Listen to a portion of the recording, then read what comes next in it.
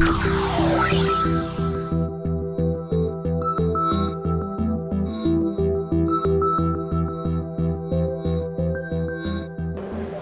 everyone, I'm Eileen Armstrong with SC Magazine, and I'm coming to you from the RSA conference. Here with me is Michelle Cobb with Skybox Security. Welcome, thank you so much for taking the time. Thank you.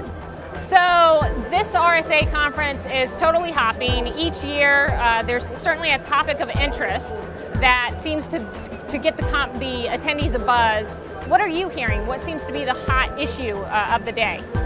Well, I'm finding that it's impossible to walk down the hall without talking to somebody about next generation firewalls. And so we're glad to see that organizations are starting to adopt ways of controlling their environments more specifically, with more granular controls. And this is a perfect time for organizations to think about next generation security management, how to get a complete view of their architectures and how to manage all the controls they have as automated as possible. So we all know that cyber criminals are getting much more sophisticated. What sort of attacks are you seeing? Well, in terms of attacks, I find it interesting that we're 6 weeks into the year and we've already heard about a couple of high-profile attacks of financial trading systems, such as the EU carbon trading hack that was announced a few weeks ago, and then more recently NASDAQ with a lower-level system that was hacked into. And what this really tells us, and we're hearing customers ask about, is how to prevent often lower-level systems from being used as a point of access to infiltrate the organization. And so this is a time for organizations to not only pay attention to those high-value systems that they know are a potential target, but also some lower-level systems that can be a conduit for ways into the organization. We're now in the second month of 2011. I think there are a lot of people who are sort of reevaluating some of their priorities. What would be the top 5 that they really need to focus on in coming months? Certainly, good question. Well, I know that number 1 is being proactive. So we see this all the time with our customers. They're looking for ways to do things as quickly as possible. They've really realized that real time is just too late. So having proactive security where you can identify risks and take care of them before they become an issue is key. Another thing we see is a need to be able to address particular issues that have to do with daily operations. So looking for ways to manage security every time a change is made, to be able to make risk assessments that are in line with everyday IT operations. So that ability to operationalize security is key. Say third is probably automation. So once you have put into place proactive controls and you have come up with a way to do that on a daily basis, you have to automate as much as possible. Because automation really allows you to make the security part of your everyday activities and take as much of the burden as possible off of the IT team. Say fourth is really to extend risk management throughout the organization. So it used to be that risk management was sort of the area of the security architecture team, the security team specifically. And now we see companies looking for ways to make sure that they get those security management principles throughout the organization. So taking tasks that used to be managed by one group and breaking them into those operational chunks so that other parts of the IT organization are also part of the security answer. And I'd say finally, the fifth one is communication. It's important for the security team to make sure that the risks that they face on a daily basis are understood through the organization and that they put it in terms that everybody in the organization really can identify with. So based on your work with your clients, are there other areas of risks that they really need to focus on? Sure.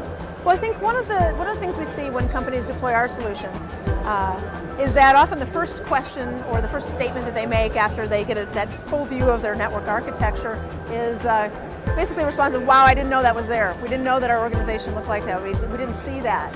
And so I think that companies are realizing that once they have that full view of their network, they can identify particular hotspots, areas in the organization that they should pay attention to. They can identify systems they didn't know existed. And again, looking for those potential access paths is critical for them to identify potential vulnerabilities throughout the organization. So you've provided some very strong, pragmatic advice on what organizations can do in the immediate future, but what can they do 5 years from now? What is that 5-year plan? Well, certainly one of them is making sure that they, again, are getting a complete view of their network architecture. So on a 5-year basis, companies they're rolling out a lot of new changes right now. They're investing in cloud-based services.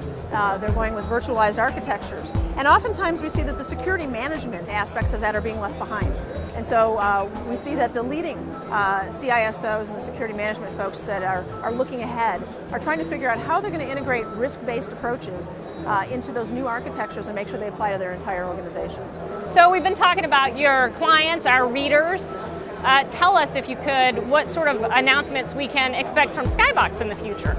Well, certainly one of the key things that we are answering for our customers is extending security risk management to those new architectures.